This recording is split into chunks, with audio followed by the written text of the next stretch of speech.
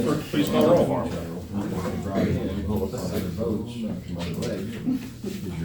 Adams. Here. Bartlett. Here. Cook. Hopkins. Here. Lonergan. Here. O'Donnell. Here. Scott. Here. Wonka. Here. Wormowski. Here. Williams. Larry Hazzard. Here. Here. Thanks, just two real quick items. Congratulations to Mr. Mike Wonkel for his grandson, right? Mike?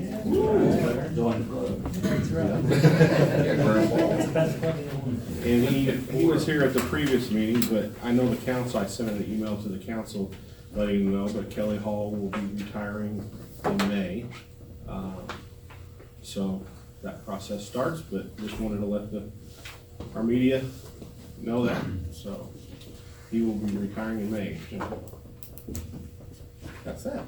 So the word's out. Mayor's report is to discuss the annual 4th of July fireworks contract. We've been with this local outfit for the last, probably 5 or 6 years. We used to be with Melrose Pyrotechnics out of Indiana. We went the other way to more of a locally based company, and the contract's expired, and we've had nothing but good success with them. They're, like I said, a bunch of local gentlemen and ladies that get together and set it up, and of course, it's gonna go up a little bit, but that's that. It didn't go up a whole lot, but, like Lori and I were talking earlier, 14,500 in a 20-minute show, that's a lot of money. I don't know, I'm sure they could scale it down if we wanted to save the money, but I think I will personally, again, talk with our friends at the village of trying to kick in a little bit of money. They do right now, and I think they would at least listen, so. Any questions on fireworks? I mean, have you guys been there to see it? I mean, it's a good show every year, so. It's a good show. Yeah. They're local, you feel it's a good company, they haven't done us wrong, so. Yeah. The package seemed like the same displays they It's used. the exact same, yeah. Yeah. Okay, well, that's on the agenda tonight. Committee reports, Parks and Lakes, Alderman Large-Wilton. Sure, we just had our Parks and Lakes Committee meeting before this one, and we discussed Veterans Park improvements, and we prioritized some of those projects. There's $25,000 in the budget, and we'll start with a sidewalk. If anybody wants to see it, it's a really looping sidewalk all through Veterans Park. So it's kind of exciting, which will make it more accessible. We'll then work on parking lots and tennis courts in consecutive years, or as money becomes available out of the general fund, or as we decide, maybe with gambling money. We also discussed 3 grants the city's recently applied for. One was the pool grant. Unfortunately, we didn't get the pool grant. However, it was decided that we would like to reapply for that OSLAC grant, and it's due July 1st. We also talked about the Lake Bridge grant that we didn't receive. It's an 80-20 grant, but we also decided that we would like to reapply for that. And that's actually due on March the 2nd, so that's a quick turnaround time. And then the third one was regarding Big Boat Access Grant, where it's a $200,000 grant that we received 100% money. And there was some discussion regarding how we wanted to break that out regarding the engineering fees. And it was ultimately decided that we pull the engineering fees out and then see what the bid actually came in at. The Nichols Park Pavilion was agenda item number 4. It's apparently has some roof leaks in it. We've got $50,000 in the capital improvement budget. So we've also agreed to go ahead and let Kelly move forward on that, at least in committee. And then regarding the roller hockey rink, Jeff gave us a brief update, but we've invited him back to perhaps give us some more information on more numbers and what their long-term goals are and how the city might be able to assist them, whether that be through grants or visibility or community outreach, to see how we just can support them in their efforts. We have about 75 kids who are involved in that annually, and up to 150. So we think that's that's a pretty substantial number of young people that are participating in the roller hockey, and so it would be nice if we could maybe work with them some. I believe that was it. Does anybody else have anything from the committee to add? That was it? What? And then you cut me for time. Oh. but, if I could pass this around. This is, Can we do this now? That's a pretty picture. yeah. Imagine that, great This is photographer. one of my iPhone, not too complex. So this is something that was brought up before with Alderman Travis Richardson. Mike Wanko also mentioned it. And you were talking about, it'd be nice to have a hotel type project out of Lake Jacksonville. And the question was like, where do we put it? Earlier this spring, when the weather was nice, it was 60 degrees one day, I went out with my son, and I don't know exactly the name of the point. I don't know if is that point, the first point at Lake Jacksonville, if it's point 10 or point 11, I'm not too sure. But if you go onto the point, it's not developed right now. When you look to the west, it's a beautiful view of the lake and the dam area. If you look behind you, if you go on the other side of the point, there's one of the, I think that's point 9 campground. So the nice thing about having a development here is that you have that pretty view going out to the west, and you have a tree line, so the campers wouldn't necessarily have their view of the lake change, because there would be a line of trees blocking the restaurant. But it'd just be really nice to have a place where you have a restaurant there that's open year round. The Botel over in Naples also has a shopping area, and so you could have like people go out and do shopping there. Of course, there would be a bar area. It would have access to the recreational trail. Of course, there's going to be issues in terms of we probably have to run a water line out there. You have to figure out parking, but I mean that's some details that can be worked out. But this is an idea that has been kicked around, and I'd like for us to discuss and think about this for the future. And one thing I was suggesting is for this not to be a city project, but look at the area and try to see if we get a proposal for a private development to come in and do the work. Have a 99-year lease, kind of like what they do on Lake Springfield. So they would own it, they would take care of things that you own more than necessarily the public thing. And it'd be a question of getting enough public funds to do something and do something right and impressive that would draw people in. So I think this would be better off as a private development. So I think we could find either a local partner here in town, maybe some investor in Springfield, maybe even the Botel family might be interested in coming over here and kind of doing a repeat of what they do over on the Illinois River. This is kind of like the recreational trail, where right now, if you're a camper, a boater, you use the lake. But for your average person in town, there's not really a draw out there. We're getting better with the recreational trail. Having a restaurant out there and the views and just drawing people out there would be a great thing. The other thing too is that we do have a retail shop out the lake, but it's kind of small. Right now, people will go into South Jacksonville to do shopping. If there was a little shop out there, maybe we could retain some more revenue for the city. If we do all the development and all the work, we might as well make a little money on the back end to help pay for things. So, any questions or ideas or? So the shop would be like a gift shop for the city, convenience store kind of thing? Yeah, I mean, it could be anything. I mean, this would be a private development.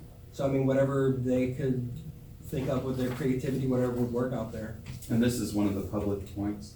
Yes, What point was it?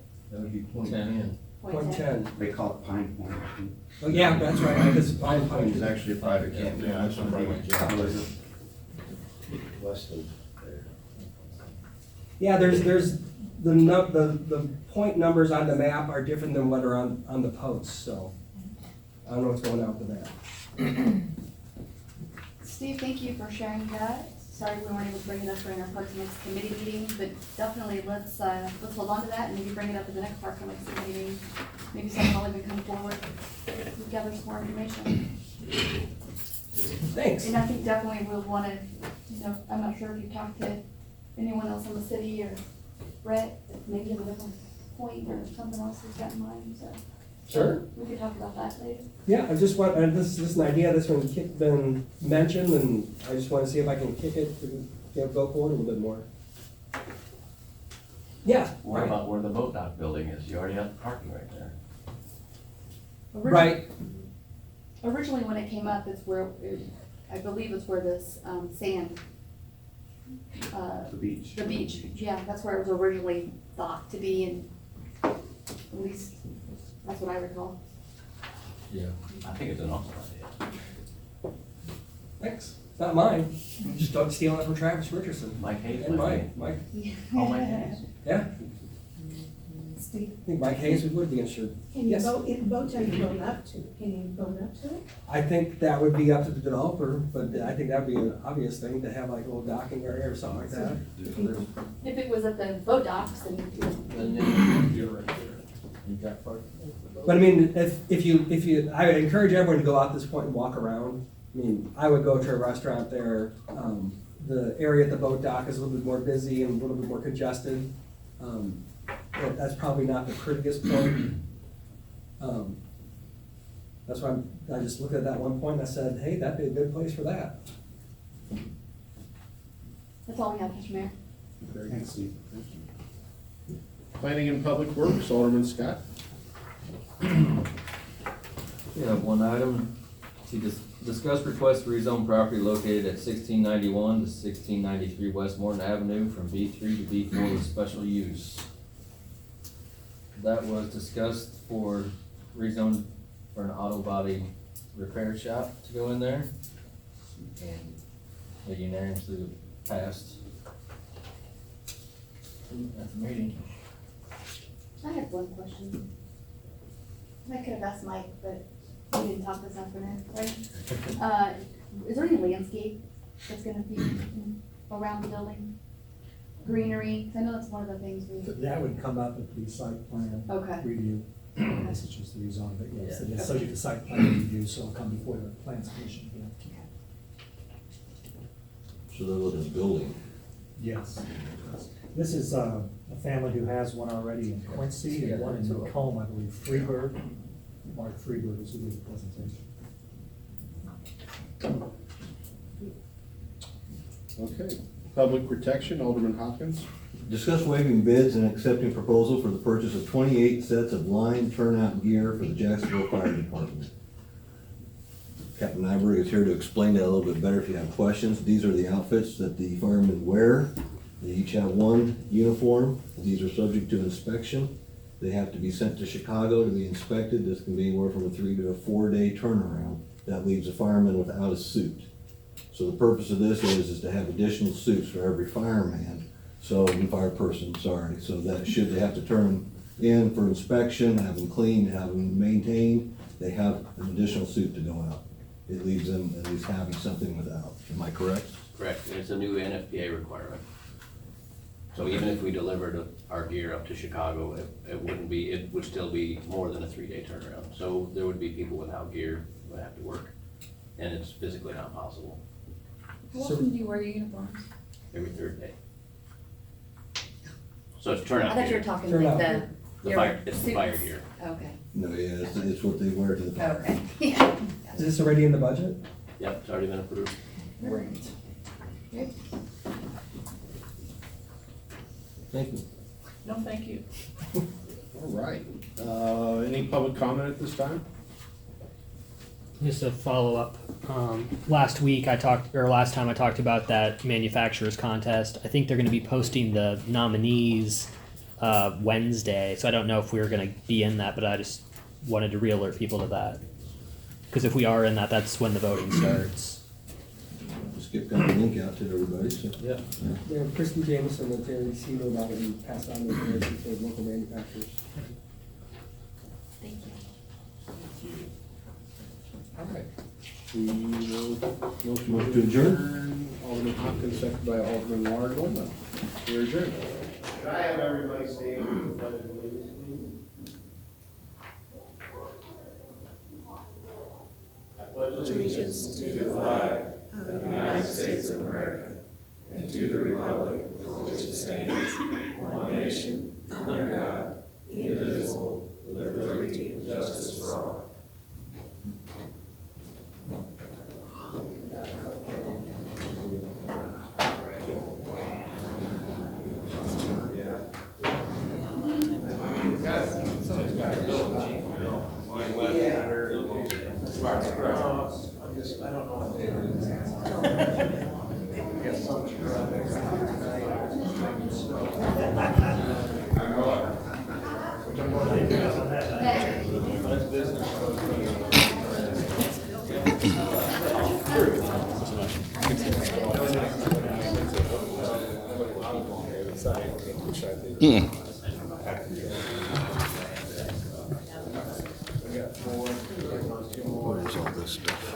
And I'll ask the clerk to please call roll.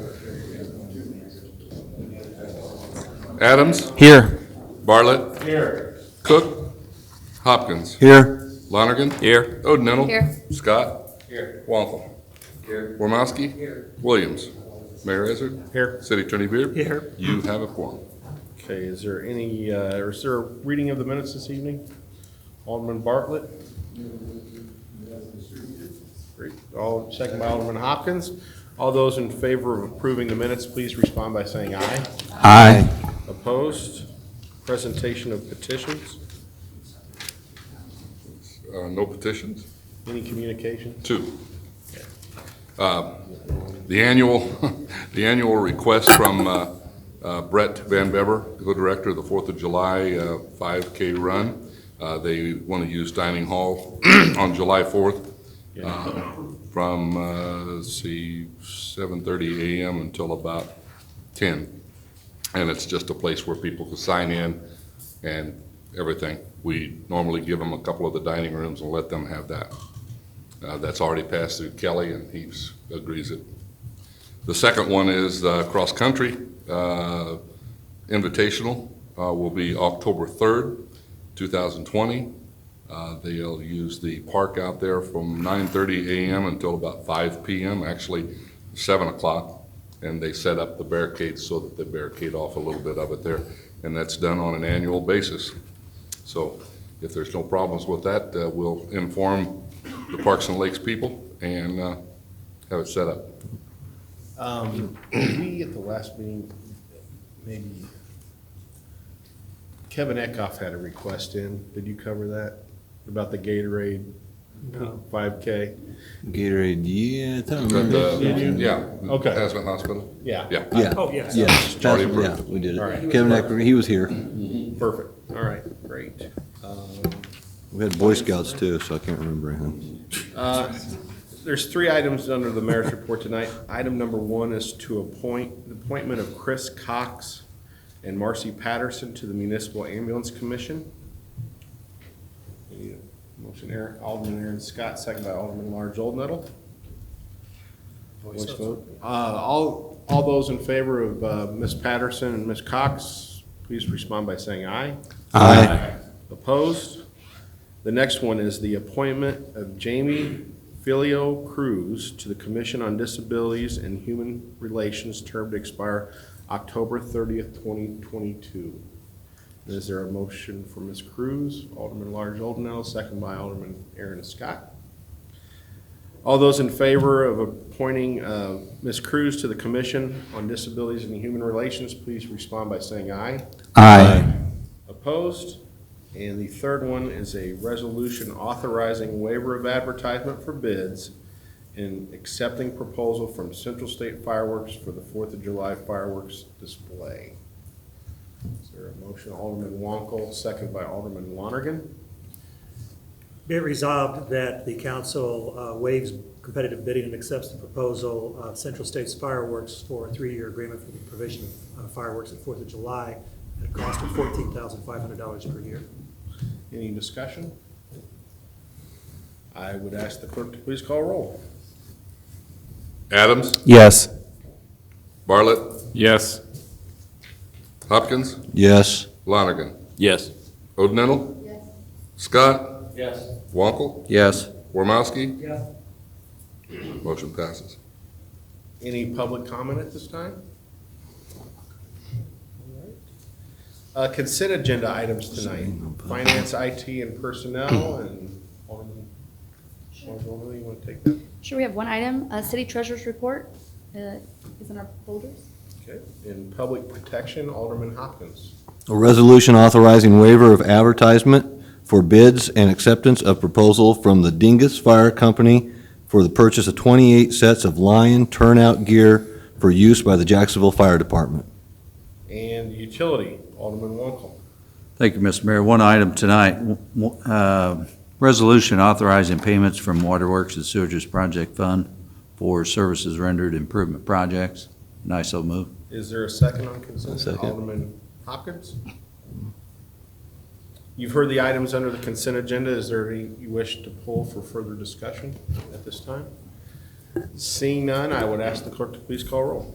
Bartlett? Yes. Hopkins? Yes. Lonergan? Yes. Odenettle? Yes. Scott? Yes. Wankel? Yes. Wormowski? Yes. Adams? Yes. Motion passes. Committee reports this evening. Planning and Public Works, Alderman Aaron Scott. We have one item. The first reading of an ordinance amending the Jacksonville zoning map for property located at 1691 through 1693 West Morton Avenue from B3 to B4 with special use. And I so move. Is there a second? Alderman Adams? Be it ordained that the Jacksonville zoning map be amended for property located at 1691 to 1693 West Morton, from B3 Limited Business District to B4 General Business District with special use for the purpose of a automotive repair shop. Discussion? Good. I would ask the clerk to please call roll. Hopkins? Yes. I gotta be first. Lonergan? Yes. Odenettle? Yes. Scott? Yes. Wankel? Yes. Wormowski? Yes. Adams? Yes. Bartlett? Yes. Motion passes. And is there any old business this evening? No old business? Any new business this evening? Yes, Mr. Mayor. Yeah, Alderman Adams? I'd like to mention that the Jacksonville Hospital and Morgan County Housing and certain entities have looked at Jacksonville and what actually they could do to improve the lives of some of the people of the community. They surveyed people and found out that some of the areas they could improve, they have committees working on those. Two of those I've been talking to, looking into, because they were also ideas of my own that I was pursuing and happened to coincide with the hospital and Morgan County Housing, one of them being transportation, one of them being nutrition or food insecurity. And one of the things that Springfield does very well is have a really nice farmer's market with fresh produce for everybody, and the Supplemental Nutrition Assistance Program has an ability to purchase tokens from the farmer's market to be able to buy fresh produce there from their market, and they actually get, with $25 in SNAP, they get $50 in fresh produce. So that's something that's helping out the market and the vendors as well as the low-income people of the community. If there's anything that they would need to try to help further this along to be able to get Link or SNAP food assistance at our farmers market, I would hope that the city would be willing to work with some of the individuals from these commissions that are looking into these.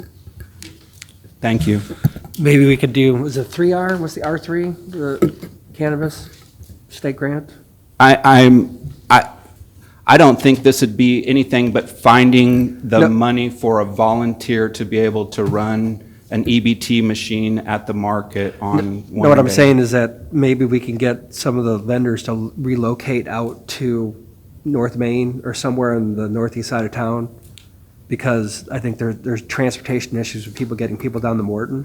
Be nice if we can get the vendors who are already there at the I believe, farmers market to go I out believe there. there is a farmer's market that's on the square. There's one on the square. Yeah, and it's on Saturday. Well, Wednesday, yeah. I knew it was, I knew there is one there, that the hospital board did mention that, and that's something that transportation can actually do to improve the situation, because our transportation, even though Morgan County Housing does pay for West Central Mass Transit for its residents for anything except for the liquor store, is something that I also mentioned that we should look into. And if we could possibly do that on a Saturday where it's not offered, then that would also be able to connect the public housing with the market on a day that they don't have a bus available in the first place. So that's also something to think about.